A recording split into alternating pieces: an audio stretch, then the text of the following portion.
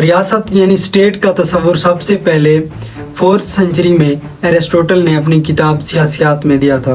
Aristotle کے مطابق انسان فطری طور پر ایک سیاسی جانور ہے اور ریاست ایک ایسا فطری ادارہ ہے جو خاندان اور دیہاتوں کے ملنے سے انسان کی اخلاقی اور مادی ضروریات پوری کرنے کے لیے وجود میں آتا ہے۔ اس کے مطابق ریاست کا مقصد صرف زندگی بچانا نہیں بلکہ گڈ لائف یعنی اعلیٰ زندگی کی فراہمی ہے۔ 7th سینچری میں مسلمانوں نے ریاست کا تصور پیش کیا۔ یہ محمد صلی اللہ علیہ وسلم کا دور تھا۔ 10ویں صدی میں الفارابی نے دی ورچوئس سٹی اپنی کتاب میں ریاست کا تصور پیش کیا۔ ارسطو اور افلاطون کے خیالات کو اسلامی رنگ میں ڈالا اور ایک مثالی ریاست کا خاکہ پیش کیا جس کا سربراہ ایک نیک اور عاقل انسان ہونا چاہیے۔ 11th سینچری میں امام غزالی اور الماوردی نے ریاست کا تصور پیش کیا۔ الماوردی نے اپنی کتاب الاحکام السلطانیہ میں خلافت اور ریاست کے اختیارات کو قانونی شکل دی۔ امام غزالی نے ریاست یعنی اسٹیٹ کو دین کے تحفظ کے لیے ناگزیر قرار دیا۔ ان کا مشہور قول ہے کہ دین اور ریاست جڑواں بھائی ہیں۔ ماڈرن عمرانیات کے بانی ابن خلدون نے 14ویں صدی میں اپنے مشہور مقدمہ میں ریاست کے بننے اور بگڑنے کا سائنسی تصور دیا۔ ماڈرن اسٹیٹ کا تصور یعنی جدید ریاست کا تصور نکولو میکیاولی نے 15ویں صدی میں دیا۔ اسے جدید سیاسی سائنس کا نقطۂ آغاز مانا جاتا ہے کیونکہ اس نے پہلی بار اخلاقیات سے ہٹ کر خالص پاور پولیٹکس کی بات کی۔ ریاست ایک مقدس تصور، ایک اجتماعی وعدہ، ایک ایسا نظام ہوتا ہے جو عوام کی جان و مال، عزت، آبرو اور مستقبل کا محافظ ہوتا ہے۔ مگر سوال یہ ہے، کیا آج کی ریاست واقعی محافظ ہے یا طاقتور طبقوں کی نجی جاگیر؟ یہ ویڈیو الزام نہیں بلکہ احتساب ہے۔ ناظرین، ریاست کا اصل مقصد کیا ہے؟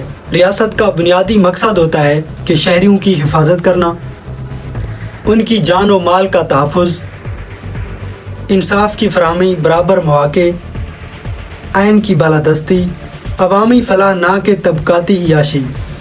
ریاست کوئی کمپنی نہیں جہاں منافع چند لوگ کمائیں اور نقصان کروڑوں اٹھائیں۔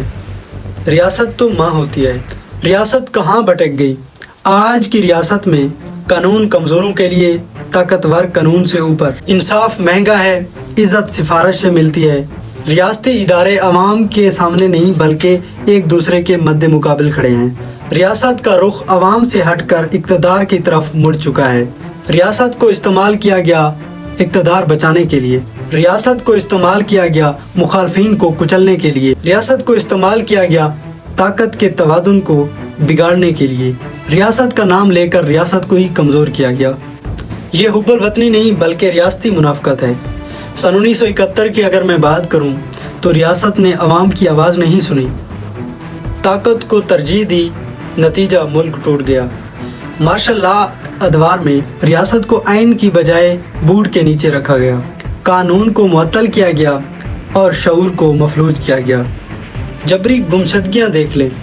ریاست ماں ہو تو اولاد لاپتہ نہیں ہوتی۔ سانحات کی میں بات کروں تو ماڈل ٹاؤن، بلدیہ، ثانیہ سہوال وغیرہ وغیرہ۔ ریاست کا فرض تحفظ تھا مگر گولیاں چلیں، تحقیق نہیں۔ یہ حادثات نہیں بلکہ ریاستی ناکامی کی علامات ہیں۔ ریاست اور عوام کا رشتہ ٹوٹ کیوں رہا ہے؟